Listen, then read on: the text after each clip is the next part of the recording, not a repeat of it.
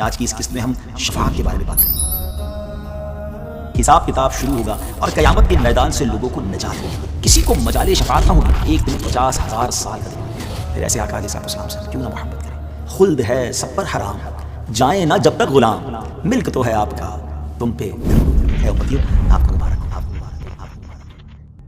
अस्सलामु अलैकुम वरहमतुल्लाहि वबरकातुहू। नाज़रीन, हमारी वेब सीरीज क़यामत के बाद आफ्टर जजमेंट डे में एक बार फिर आपको खुशामदीद कहते हैं, मरहबा कहते हैं। आज इस वेब सीरीज की 4th एपिसोड है और आज की एपिसोड में, आज की इस किस्त में हम शफाअत के बारे में बात करेंगे। नाज़रीन, शफाअत के लुग़वी माना क्या है? वसीले के, तलब करने के हैं। जबकि शरई तौर पर किसी के लिए खैर यानी भलाई मांगना, ये शफाअत कहलाता है।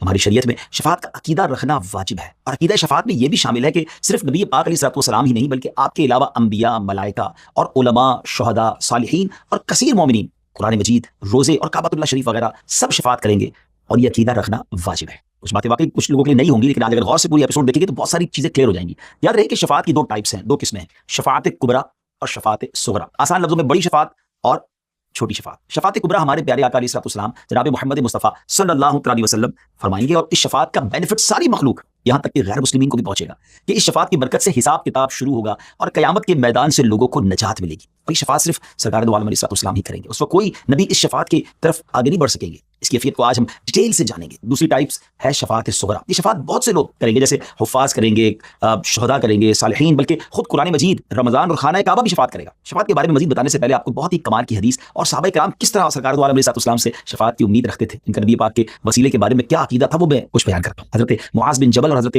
अबू मूसा रज़ियल्लाहु अन्हुमा फरमाते हैं कि नबी पाक अलैहिस्सलाम सफ़र के दौरान जब किसी मंजिल पर रुकते थे तो मुहाजिरीन आपके इर्द गिर्द खैमे डाल लेते, कैंप डाल लेते थे। इस तरह किसी सफर के दौरान हम एक जगह पर रुके तो नबी पाक अलैहिस्सलाम ने क़याम फरमाया, हम भी आपके इर्द गिर्द थे। अबू मूसा फरमाते हैं, मैं और मुआज़ रात को नींद से बेदार हुए तो सरकार दो आलम अलैहिस्सलाम में नजर नहीं आए। हम परेशान हो गए कि नबी पाक अलैहिस्सलाम रात को कहाँ तशीफ ले गए। तो हम प्यारे आका अलैहिस्सलाम की तलाश में आगे निकले तो हमें कुछ बादलों की घड़घड़ाहट जैसी आवाज़ सुनाई दी।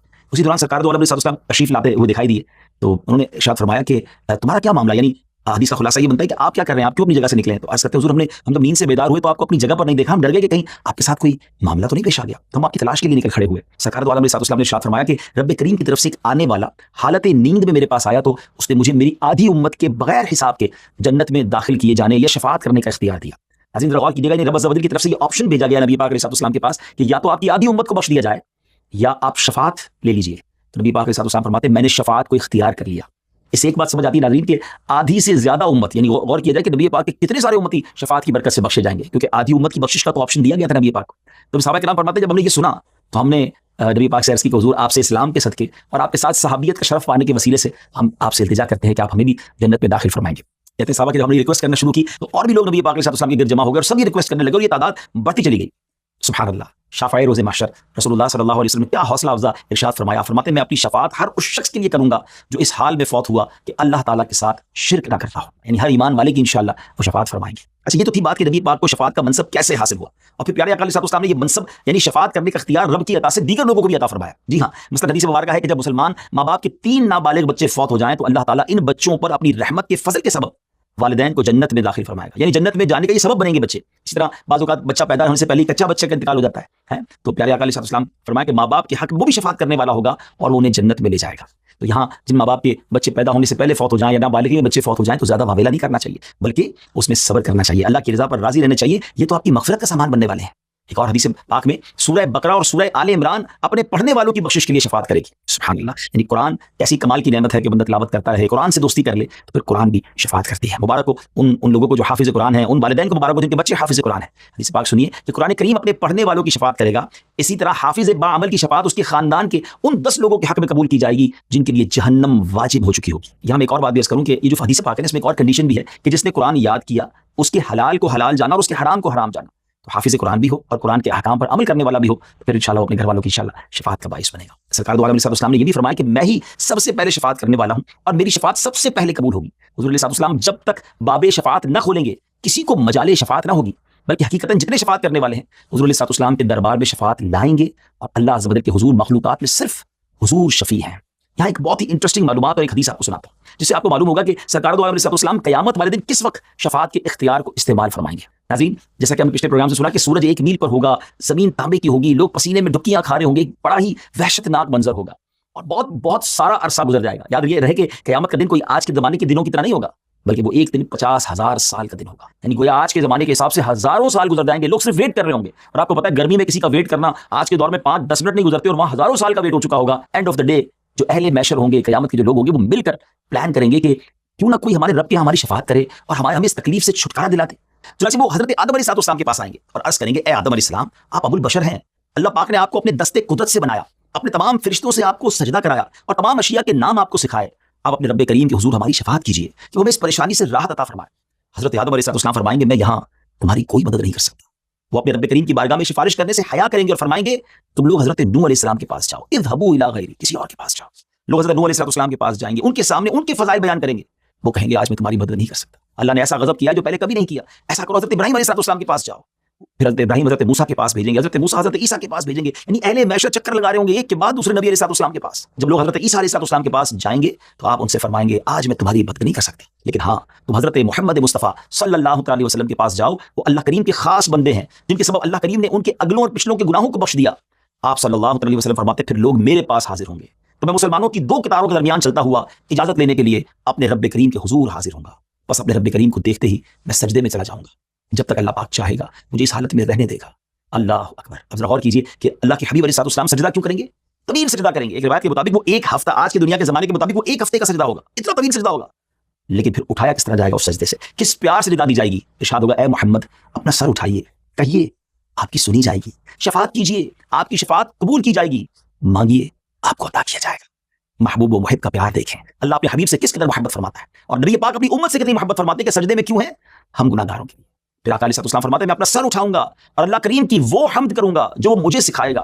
फिर मैं शफाअत करूंगा तो मेरे लिए एक हद बयान कर दी जाएगी, बस मैं शफाअत करके लोगों को जन्नत में दाखिल करूंगा। प्यारे व्यूअर्स, ये मामला 3 बार होगा। आप अलैहिस्सलाम फरमाते हैं, फिर मैं चौथी बार शफाअत के लिए अल्लाह पाक की तरफ रुजू करूंगा और अर्ज करूंगा, ऐ मेरे रब, जिसको कुरान ने रोक रखा है उसके सिवा कोई बाकी नहीं रहा। फिर उसे भी जहन्नम से निकाल लिया जाएगा जिसने ला इलाहा इल्लल्लाह कहा होगा और उसके दिल में जौ के दाने के बराबर ही भलाई होगी। फिर उसे भी निकाल लिया जाएगा जिसके दिल में गेहूं के एक दाने के बराबर नेकी होगी और उसने ला इलाहा इल्लल्लाह कहा होगा। फिर उस ला इलाहा इल्लल्लाह कहने वाले को भी निकाल लिया जाएगा जिसके दिल में जर्रा बराबर भी भलाई होगी। अल्लाह अकबर। जरा गौर कीजिए मेरे आका कैसे शफीक है, कैसे मेहरबान है। तलाश कर करके अपने उम्मतियों की शफाअत फरमाएंगे, जहन्नम में जाने वालों को भी जहन्नम से निकाल लाएंगे। फिर ऐसे आका अलैहिस्सलाम से हम क्यों ना मोहब्बत करें, कितनी जरूरत है हमें उनकी शफाअत की। उनको राजी करने वाले हमें काम करने चाहिए। अब आगे चलते हैं। इस रिवायत में हमने सुना कि दीगर अंबिया किराम अलैहिस्सलाम फरमाएंगे कि मैं ये नहीं कर सकता।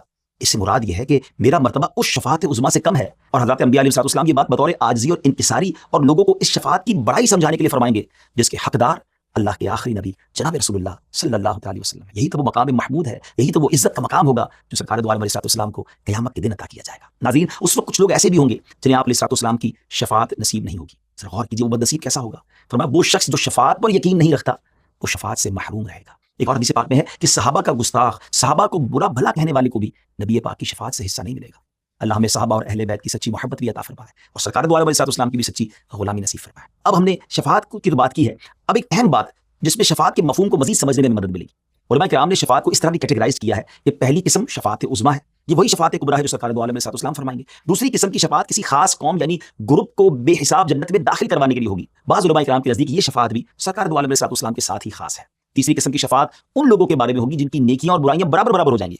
अब शफाअत की मदद से वो जन्नत में दाखिल होंगे, यानी उन्हें गोया कुछ नेकियों की जरूरत होगी और नबी पाक की शफाअत उनका काम बना देगी। चौथी किस्म की शफाअत उन लोगों के लिए होगी जो कि दोज़ख के हकदार हो चुके होंगे, तो प्यारे आका अलैहिस्सलाम उन्हें शफाअत फरमाकर जन्नत में ले आएंगे। पांचवी किस्म की शफाअत मर्तबे की बुलंदी और बुजुर्गी के इजाफे के लिए होगी। एक और शफाअत होगी छठी किस्म की, उन गुनाहगारों के बारे में होगी जो कि जहन्नम में पहुंच चुके होंगे और शफाअत की वजह से निकल कर आएंगे। और इस तरह की शफाअत दीगर अंबिया इकराम अलैहिस्सलाम, फरिश्ते, उलमा और शुहदा भी फरमाएंगे। सेवंथ कैटेगरी क्या होगी कि ये शफाअत होगी जन्नत का दरवाजा खोलने के बारे में होगी। जी हाँ, ये बड़ी दिलचस्प बात है कि जब जन्नत में जाने की बारी आएगी ना तो जन्नत का दरवाजा बंद होगा और वो दरवाजा सिर्फ जनाब रसूलुल्लाह सल्लल्लाहु अलैहि वसल्लम खुलवाएंगे।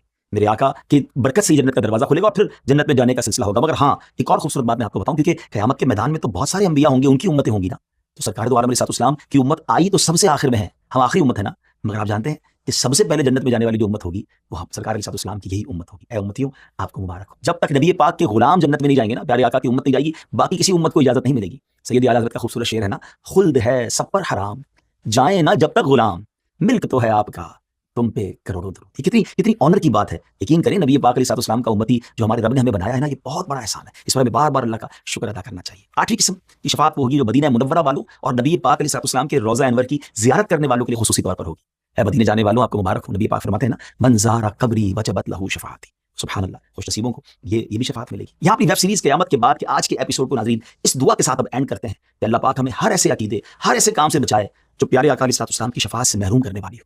अल्लाह पाक हम सबको अपने महबूब अलैहिस्सलाम की शफाअत से हिस्सा अता फरमाए और बिना किसी हिसाब व किताब के हमें जन्नतुल फिरदौस में दाखिला अता फरमाए। इंशाल्लाह अगली एपिसोड में आपसे फिर मुलाकात होगी। अगर आपको ये एपिसोड पसंद आई हो तो इसे लाइक कीजिए, हमारे चैनल को सब्सक्राइब कीजिए, शेयर भी कीजिए अच्छी नीयतों के साथ। क्या मालूम हमारी इन बातों को सुनकर कोई इश्क रसूल की तरफ आ जाए, गुनाहों को छोड़ने वाला बन जाए। आपके लिए भी तो नेकी का बाइस बनेगा ना।